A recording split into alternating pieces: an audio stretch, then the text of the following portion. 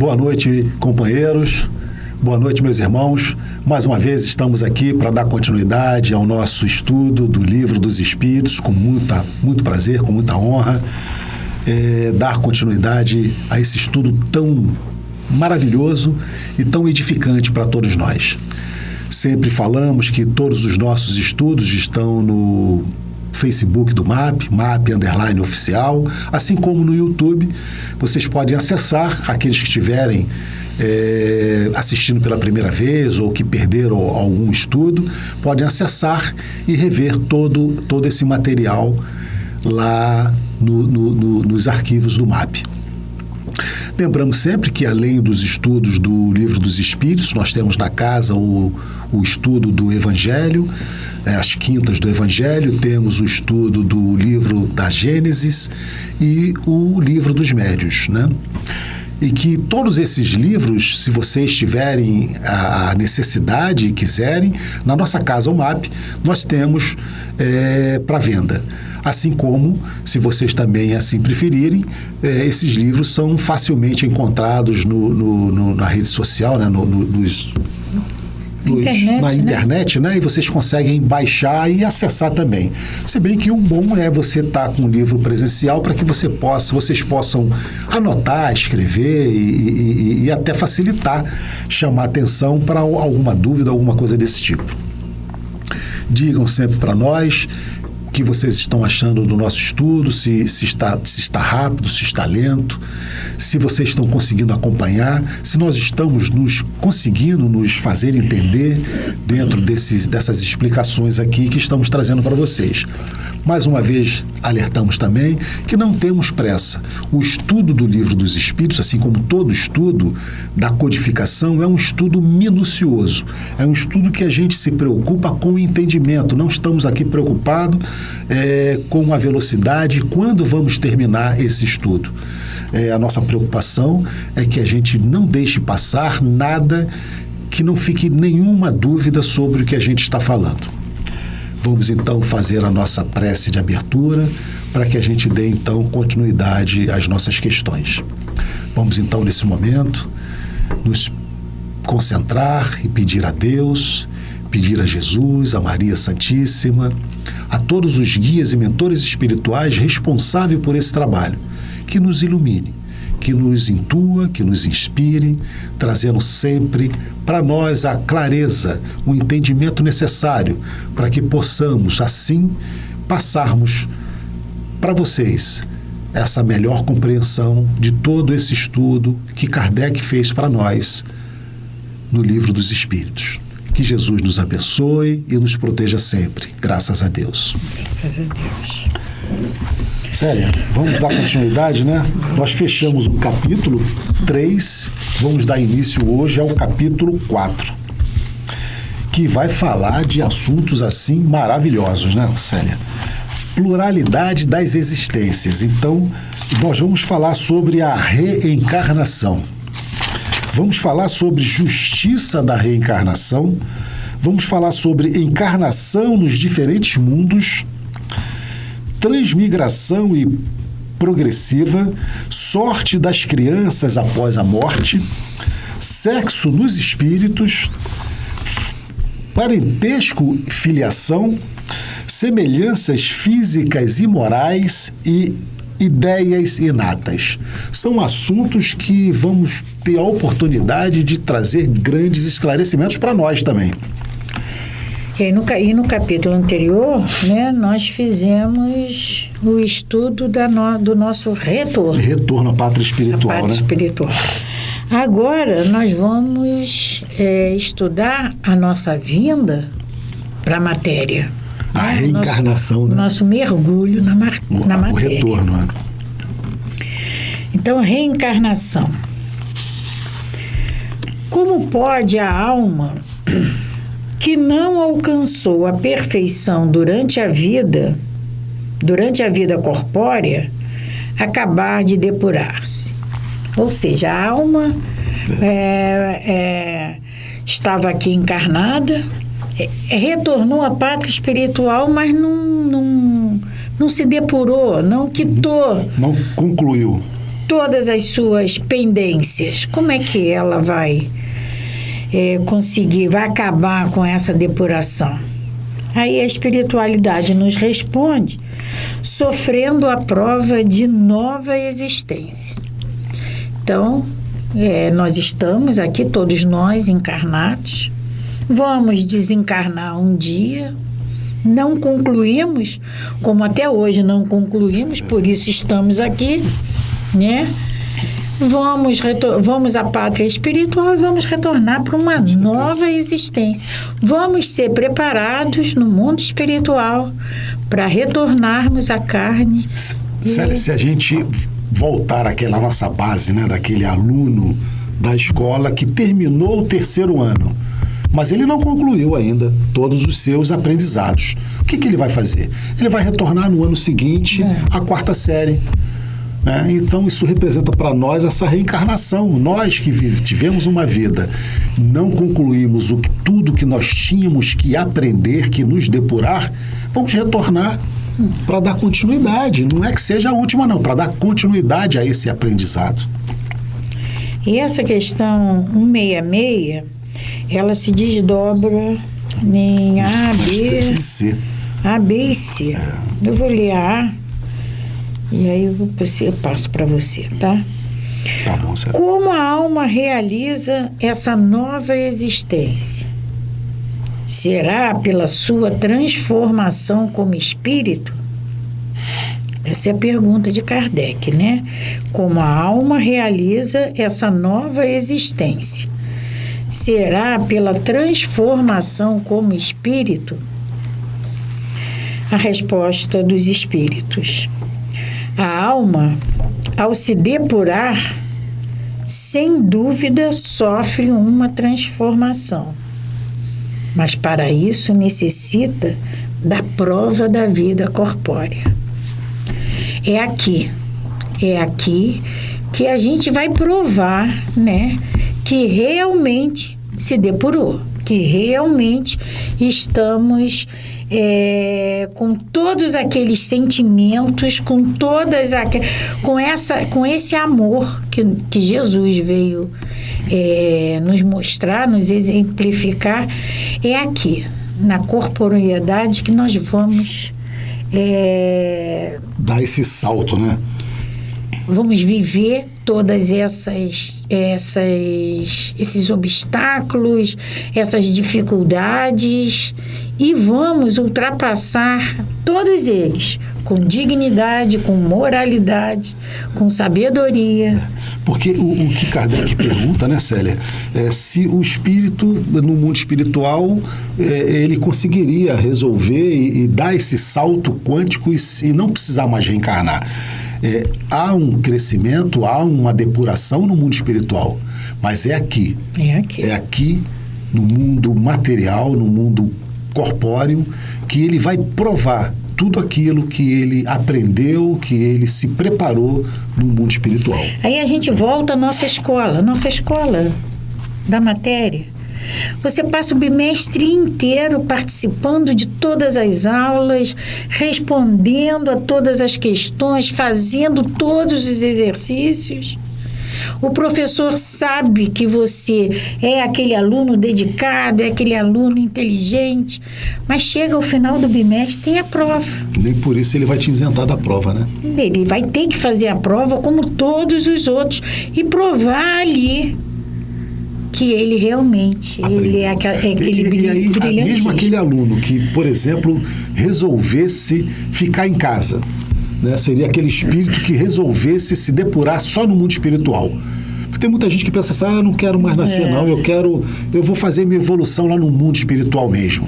Então seria aquele aluno que eu sou um autodidata, eu vou só estudar em casa. Em um determinado momento, você vai precisar provar que você aprendeu. Você aprendeu. Né?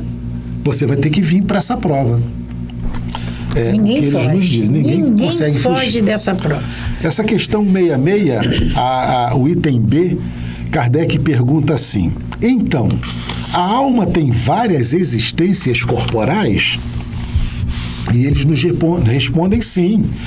todos temos várias existências. Os que dizem o contrário querem vos manter na ignorância em que eles próprios se encontram. E este é o desejo deles.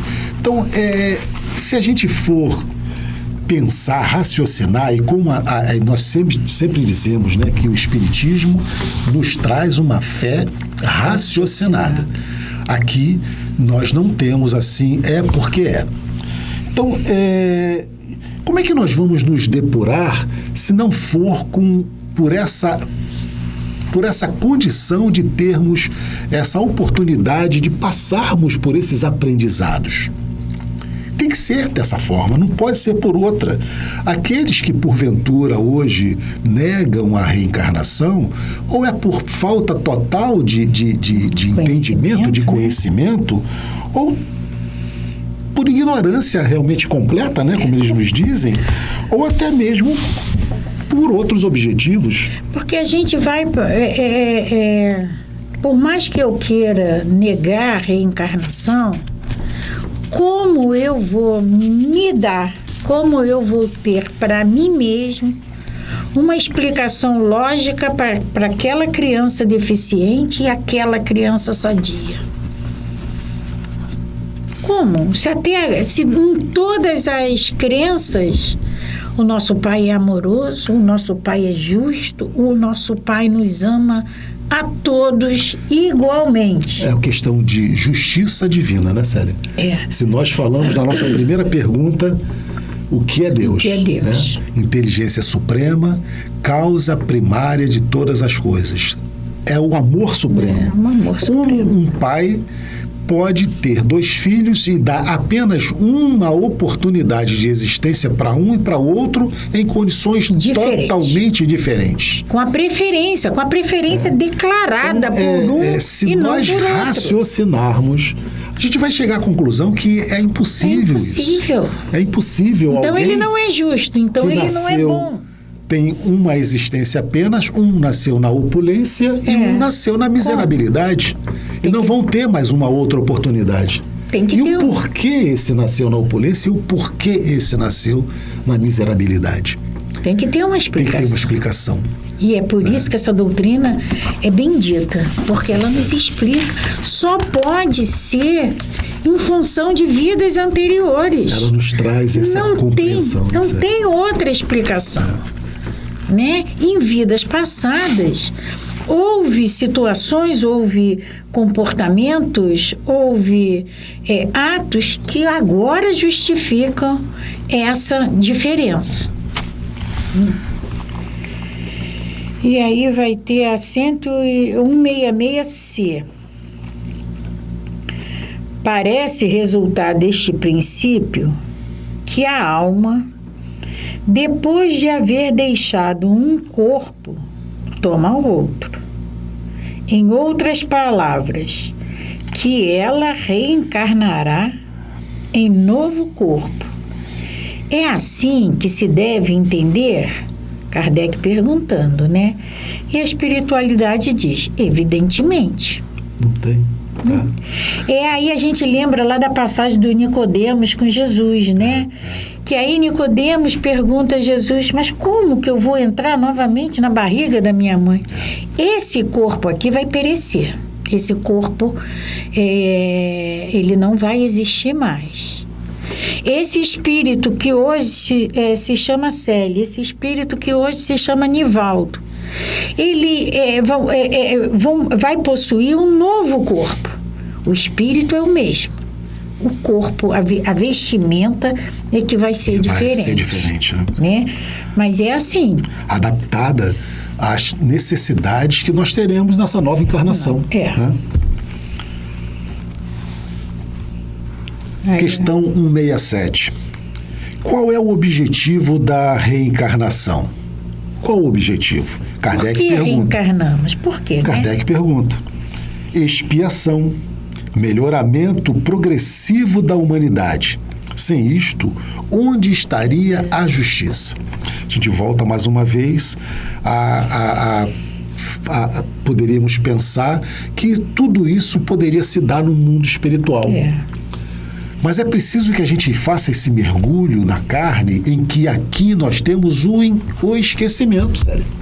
Aí é que está a grande jogada. Aqui nós temos o esquecimento. Então, se eu fui inimigo da Célia no passado, se nós tínhamos alguma pendência a nos acertarmos, é aqui que nós vamos ter que provar que nós nos acertamos com o esquecimento, e assim se dá para cada um de vocês, nas convivências familiares, entre filhos, maridos, mulheres, irmãos, amigos de trabalho, amigos de casa espírita. Esse reacerto é aqui que nós temos essa oportunidade, por isso da necessidade da reencarnação. Porque no mundo espiritual, como nós já vimos, há uma evolução, mas é menor, porque o espírito liberto, ele tem uma capacidade de entendimento, de visão do outro maior, o que não acontece aqui quando estamos mergulhados na carne e que temos realmente essa oportunidade de demonstrar a nossa transformação. A gente lê muito, né, na literatura espírita, que a Terra é uma escola. É uma escola. Né? Então, essas vidas sucessivas, elas são aprendizados. A gente vem aqui exatamente para isso, para aprender, para se autoeducar. É assim que nós vamos alcançar esse patamar de espíritos puros, de espíritos felizes, que é a meta de todos nós, né? De todos nós. Então, vidas sucessivas são escolas, é o mergulho nessa escola terrena, que todos nós estamos matriculados. E essa matrícula é feita obrigatoriamente, né? Não adianta, como o Nivaldo falou, eu quero ficar no mundo espiritual. Tá, você vai ficar no mundo espiritual. Eu vou poder ficar no mundo espiritual um pouquinho mais. Mas vai chegar um momento que eu vou ter que voltar aqui para essa escola. Então, a 168. O número das existências corpóreas é limitado ou o espírito encarna perpetuamente? Ou seja, eu tenho X encarnações para cumprir, para resgatar todos os meus débitos, ou eu vou encarnar perpetuamente? Essa é a pergunta, né? Essa é a pergunta de Kardec. A espiritualidade nos responde. A cada nova existência, o espírito dá um passo adiante na estrada do progresso. Ou seja, não existe reencarnação nenhuma, nula. O espírito encarna e não fez nada, absolutamente nada, para dar uma melhorazinha. Sempre tem. Célia, até aí um pouquinho a mais, né? Mesmo aqueles espíritos que aparentemente para nós estão tendo assim uma encarnação desastrosa, ainda assim algo será aproveitado nessa encarnação. Nunca é nula. Tem uma passagem no Evangelho que eu gosto muito, porque eu leio ela sempre, que o Espírito de verdade, né, que é Jesus, capítulo ele diz 6, assim, né? Nada fica perdido na casa de meu Pai. Verdade. Nada. Capítulo 6. Um gestozinho de boa vontade que a gente demonstre, que a gente faça, é aproveitado. Boa tarde, né? Um bom dia será aproveitado. E aí a gente lembra da nossa lição de ontem, do Evangelho. Deus abençoa. Isso mesmo. Né? E continuando, eu vou repetir a resposta dos espíritos. A cada nova existência, o espírito dá um passo diante na estrada do progresso. Quando se despojar de todas as impurezas, não mais necessitará das provas da vida corpórea.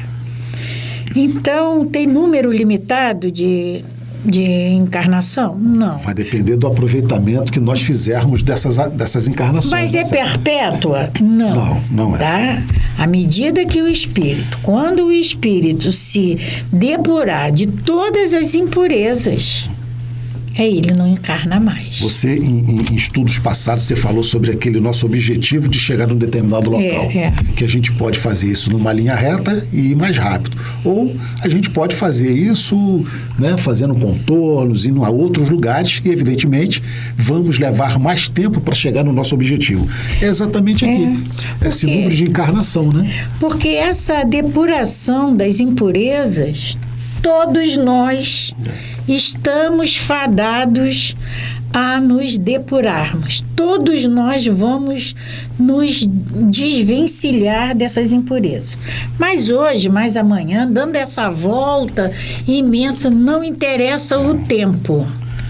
Mas todos nós vamos nos depurar. É claro, né, Nivaldo, que quanto mais a gente relutar nessa depuração, pior, né? mais sofrimento a gente vai ter. É por isso que o Espiritismo fala, ou vai ser pelo amor, ou vai ser pela dor, mas que vai ser, vai ser. Vai ser, né? Olha a questão 169. Kardec pergunta assim, ó, o número das encarnações é o mesmo para todos os espíritos? Em função da pergunta anterior, vocês já podem responder, evidentemente, né? Que não. O que caminha rápido poupa-se das provas. Todavia, essas encarnações sucessivas são sempre muito numerosas, pois o progresso é quase infinito. A gente dá aqueles passinhos nas nossas encarnações, aquelas melhoras pequenas, mas sempre melhoramos. Então é por isso que nós já lemos nas obras espíritas, né, complementares, que nós já tivemos milhares de encarnações, centenas de milhares de encarnações, né? E aí, Nivaldo, a gente lembrando também o estudo de ontem, a gente vem com uma cota X, né? Para resgatar. Sim. A gente resgata alguma coisa, mas adquire mais. É verdade. Então a nossa dívida é X, a gente retorna ao mundo espiritual ainda com esse X mais Y. Isso a gente encontra lá no livro do Evangelho, no capítulo 5, né? Bem-aventurados os aflitos. A gente normalmente reencarna com uma cota, né? Cota, né? Assim, com aquele carnê para ser quitado. E, infelizmente, a gente não consegue quitar esse carnê e a gente adquire outro. Né? Mas... é por isso que é lento. Aí a culpa é de quem? É da reencarnação ou é nossa? Como sempre, em tudo o Espiritismo vem nos dizer que nosso sofrimento, nossa alegria, né? Cabe a cada um de nós. Então, a 170. Em que se transforma o espírito depois da sua última encarnação? É o que nós vamos nos transformar um dia, né? Um espírito bem-aventurado. Um espírito puro. Porque essa é a meta que nosso Pai traçou para todos nós. Ele nos criou simples e ignorantes, mas com todos os germes dessas virtudes que nós temos que desenvolver. Eles existem dentro de cada um de nós. Essas sementes, né, Célia? Essas sementes da bondade, caridade, fraternidade, o amor, tudo isso já está nos nossos corações. Já está. Só depende de nós aí regarmos, cuidar, fazer com que ela brote e que a gente possa fazer com que ela cresça. Mas tudo isso, quando a Célia disse, fomos criados simples e ignorantes, já com todo esse contexto dentro de nós. O que falta apenas é nós nos predispormos a cultivar essas sementes que já temos, né? É o nosso filhinho, né? Aquele filhinho pequenininho. Você tem que cuidar, né? Que cuida e ele vai crescer e ele vai seguir a vida profissional dele, né? Mas a gente tem que cuidar. Vamos entrar então agora no tópico que vai falar sobre justiça da reencarnação. Então, é para a gente, né, começar a refletir, é justa a reencarnação? Exato. Aí a gente lembra daquele caso das duas crianças, uma sequelada e a outra não, né? sadia. E a primeira pergunta, Kardec faz assim: em que está fundado o dogma da reencarnação? E aí a gente aqui vai fazer um pequeno parêntese, né, para falar sobre essa palavra dogma, porque a palavra dogma, ela traz a tradução dela no dicionário como sendo uma verdade incontestável. Quando nós falamos que determinada coisa é um dogma, aquilo não se contesta, entende-se, aceita-se como verdade. É porque... Desculpa. E o único dogma que nós admitimos no Espiritismo, nós não temos dogmas, né? Mas o único que nós admitimos como dogma é a reencarnação, porque nós aceitamos a reencarnação sem questionar. Aceitamos, entendemos ela sem reclamar, sem nos questionarmos. É o único dogma que nós vamos encontrar no Espiritismo, Célia. É porque eu fui ver essa palavra dogma e ela é uma palavra grega, né? A origem dela é grega. E lá na origem, dogma quer dizer pensamento, convicção. E ainda vendo, né, em relação ao Espiritismo, em relação a dogma, tem dois tipos de dogma. O dogma religioso, sim, que é esse, que é incontestável, são desígnios de Deus, ninguém vai questionar, e tem o dogma filosófico, que é da razão. Então, é esse dogma que Kardec fala. Né? A gente vai ver que a reencarnação ela é justa. A gente interpreta essa reencarnação por tudo que a espiritualidade vem nos dizer no livro Céu e Inferno. A gente vê a justiça da reencarnação. A gente toma conhecimento da justiça da reencarnação. Kardec fala aqui, né, Célia, atribui a reencarnação como um dogma porque é incontestável. Não tem jeito. Pelo fato de ser incontestável, né? Bom, mas então a pergunta é: em que está fundamentado o dogma da reencarnação? E eles nos respondem: na justiça de Deus e na revelação. Evidentemente. Na justiça, como você falou, são aquelas duas pessoas que nasceram, uma na opulência, uma na miserabilidade, e só vão ter direito a uma, seria uma injustiça divina, né? Então está na justiça de Deus e na revelação.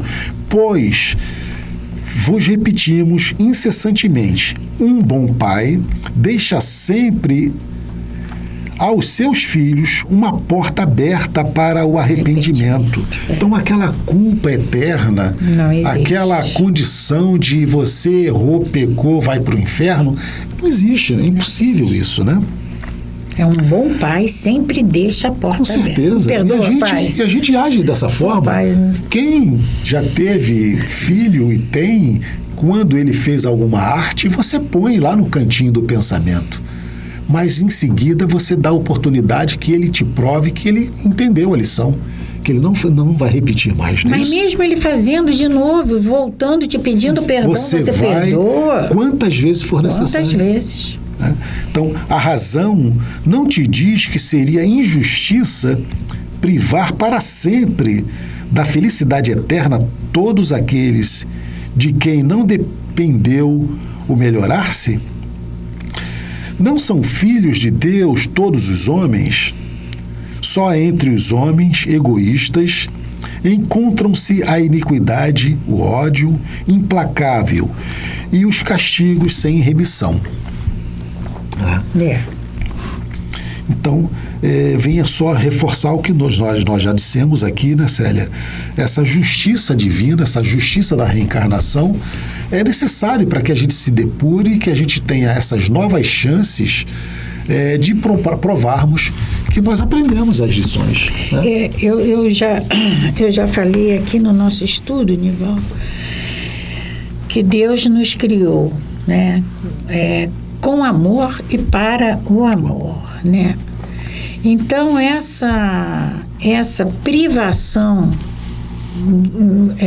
de consertar o que fizemos de errado não combina com esse amor. É verdade. Não. É verdade. Se ele me criou com amor, se ele me criou simples e ignorante, se ele nos criou simples e ignorantes, com todos esses germes de virtudes, e aí eu erro, eu falho, e ele não vai me dar outra chance? Não tem, não... Olha a fé raciocinada. Pois é. Né? É uma questão da gente raciocinar, na verdade. Não tem, a gente tem que ter uma resposta convincente para isso. Que pai é esse? Não pode. E aí a gente vai pensar naquela criança que nasceu e morreu, ela não errou. É verdade. Ela não errou. Para onde que ela vai? Ela não pode ir lá pro inferno, porque ela não cometeu nada. Mas ela também não pode se tornar um espírito puro, porque ela não passou pela prova. E aí? Tem que ter, né? Vamos raciocinar em cima disso. Em cima disso, né, Célia? Célia, Kardec também faz o fechamento desse item justiça da encarnação, né? Da reencarnação. Ele faz aqui uma nota importante para nós também. Você lê para nós o primeiro item. Esse primeiro parágrafo de Kardec é perfeito. Aliás, quem sou eu para falar que tem alguma coisa imperfeita de Kardec, né? Mas esse é em função do que nós estamos conversando. Né? Então, Kardec diz assim: todos os espíritos tendem para a perfeição, e Deus lhes faculta os meios de alcançá-la pelas provações da vida corpórea. Perfeito. Todos nós estamos fadados a sermos perfeitos. Perfeito. E o nosso Pai, ele é tão amoroso, mas ele é tão amoroso que ele nos proporciona meios de alcançar essa perfeição.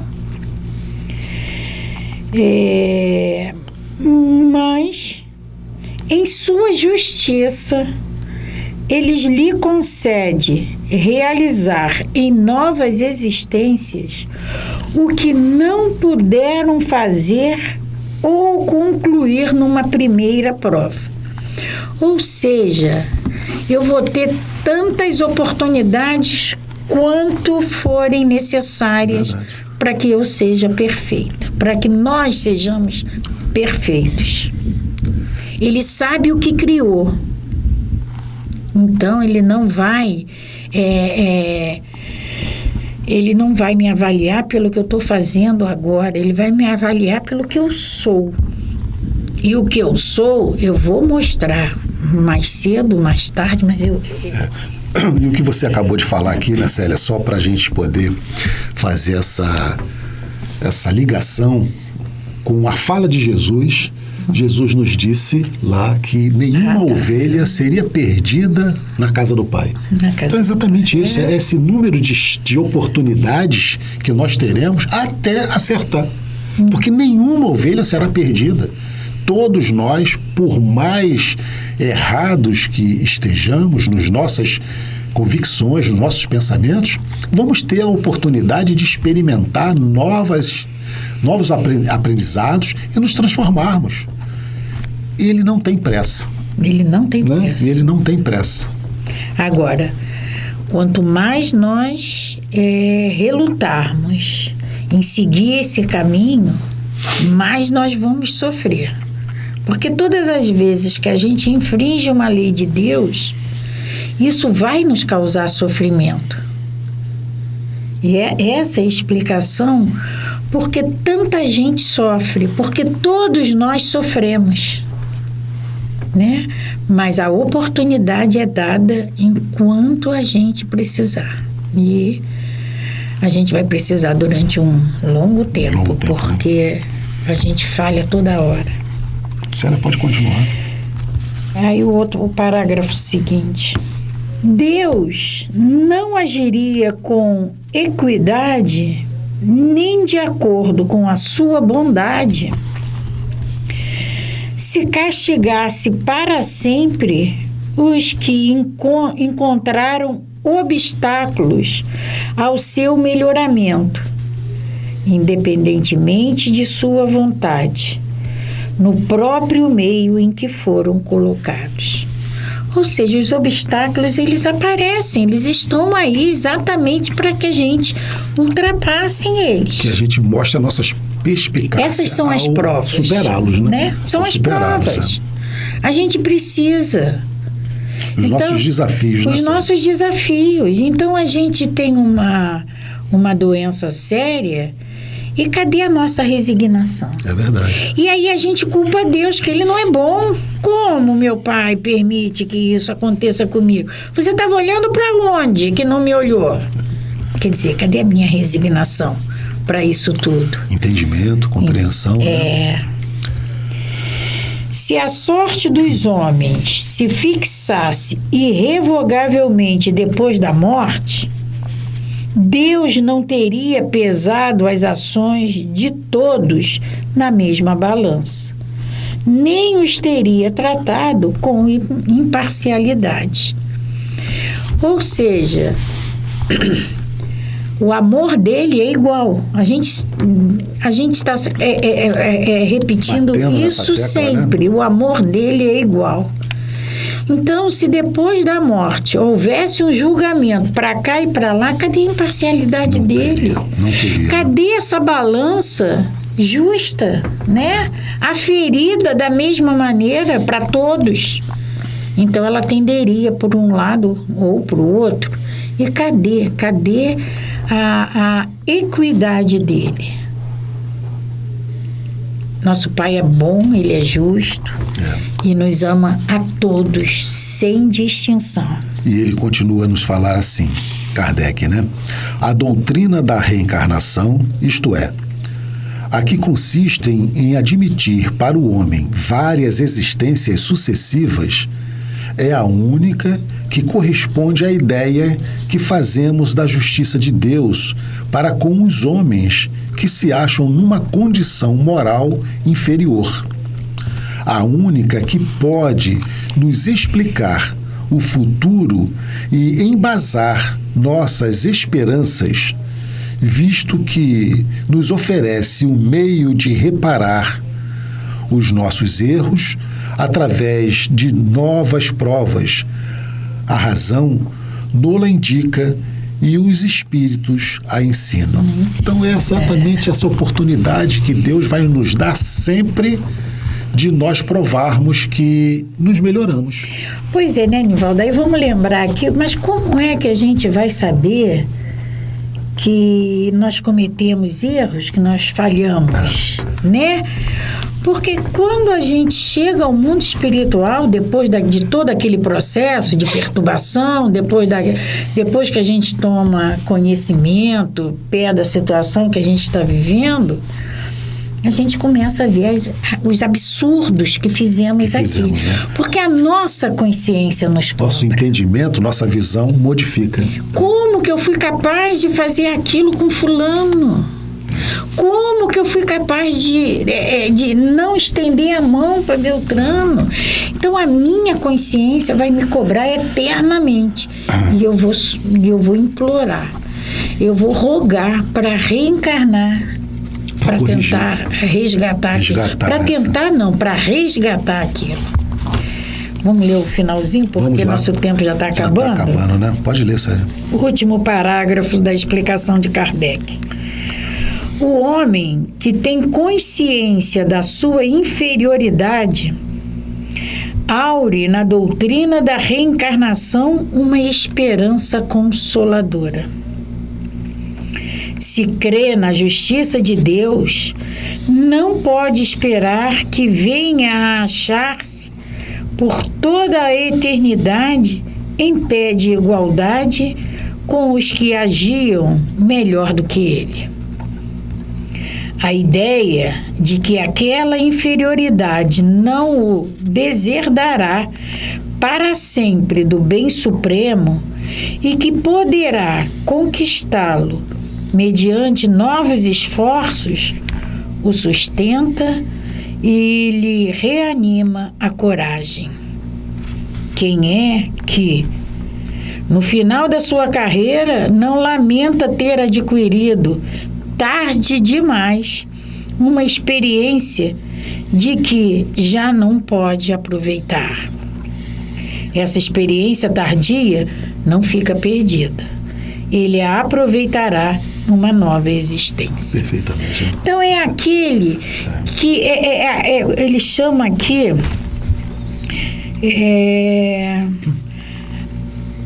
dessa inferior. Cadê? Se crê na justiça de Deus, não pode esperar. O homem que tem consciência da sua inferioridade. É inferioridade moral. Tá? Não é inferioridade de raça, de material. Não é. É inferioridade moral. Se ele tem consciência disso. E ele tem consciência de que o outro não tem essa inferioridade dele, como ele pode admitir que os dois tenham o mesmo tratamento? Mas, em compensação, a doutrina vem consolar, dizendo que ele pode se corrigir. Se ele quiser, ele pode se corrigir. Né? E ele vem no final falando sobre a vida profissional. Aí a gente pensa agora, não precisa nem ser na vida profissional, não. A gente chega a uma determinada idade que a gente olha para trás e fala, poxa vida, se eu soubesse o que eu sei hoje, eu não teria feito aquilo. E até mesmo no entendimento da nossa doutrina, né, Célia? Muitas das vezes a gente até pode pensar, mas agora, que eu vou descobrir isso tudo agora? Mas agora Puxa vida, eu tinha que ter descoberto isso há mais tempo. Não tem problema, porque se a gente não utilizar esses conhecimentos, esses entendimentos agora, com certeza utilizaremos em vidas futuras, nas nossas próximas reencarnações, porque nós não perdemos aquilo que o espírito absorve como compreensão, como entendimento. O que esse espírito adquirir, o que é adquirido fica. Então, vamos aproveitar agora para encher o nosso pote de entendimento, de compreensão, porque se não tivermos tempo de utilizar agora, com certeza essa bagagem ficará para as próximas reencarnações. E quando a gente chegar no mundo espiritual, a gente vai poder falar, é mesmo, é isso. Vai poder se analisar, vai poder, logo assim que passar essa perturbação, não, eu vou ter mais oportunidade, eu vou poder, pai, me permite? A gente pode fazer isso, né? É verdade. Então, Célia, estamos encerrando. Você faz o nosso encerramento hoje, né? É rápido, né? Muito rápido. Então, mais uma vez, agradecemos imensamente esses momentos em que passamos juntos. Agradecemos a companhia de vocês e pedimos sempre, nos dê esse retorno de como vocês estão recebendo esses estudos, porque a nossa vontade, a minha e a do Nivaldo, é dividirmos com vocês essas explicações, esse espírito que nós somos, esses ensinamentos. E vamos praticar. É difícil, mas não é impossível. Vamos começar a mudar esse nosso olhar em relação ao mundo, em relação a esse irmão que está do nosso lado, aquele irmão que trabalha com a gente. Vamos mudar o nosso olhar, porque todos nós, a gente reza todo dia, Pai nosso que estás nos céus. E se Ele é Pai de todos nós. Obrigada pela presença de vocês e mais uma vez dizendo que todos esses estudos se encontram nas mídias do MAP. Vamos fazer nossa prece final, agradecendo sempre a Deus, nosso Pai, por essa oportunidade de reencarnação, por essa nova oportunidade de resgatarmos falhas, atos graves cometidos por nós no passado. Pai, nos ilumine, Pai, nos ajuda, nos alimente nesse nosso propósito de nos tornarmos seres melhores. Precisamos, queremos e necessitamos, Pai, trazer todo esse entendimento para o nosso dia a dia, para o nosso caminhar. Nos ajude, Pai. Eu sei que Tu estás sempre conosco, que Tu acredita em todos nós, porque somos Seus filhos. Mas, Pai, sim, ainda, depois de tudo que Tu nos dás, ainda precisamos da Tua mão estendida, da Tua luz iluminando esse caminho tão dificultoso que nós mesmos os tornamos. Agradecemos, Pai, pela essa oportunidade de estarmos juntos um pouquinho mais perto de Ti. Graças a Deus. Paz e bem, paz e luz, paz, muita paz. Graças a Deus. Graças a Deus.